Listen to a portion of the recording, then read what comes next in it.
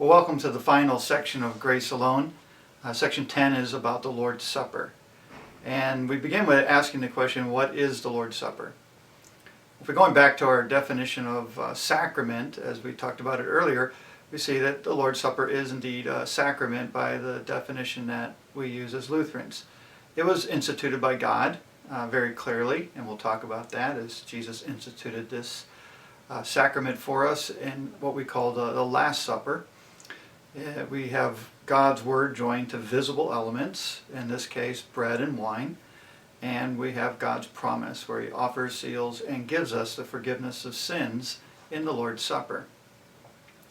Now the Lord's Supper is just one of the names we have for this sacrament. It's referred to by a number of other names, including communion or Holy Communion, the sacrament of the altar, the Mass. That's actually a word that's used in the Lutheran confessions, though because it really isn't used widely in the contemporary church, we don't hear it too often among Lutherans.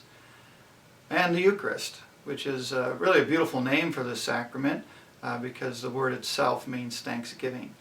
And we hear Jesus sharing with us that word as He institutes this supper, this sacrament for us, and is recorded in 1 Corinthians 11.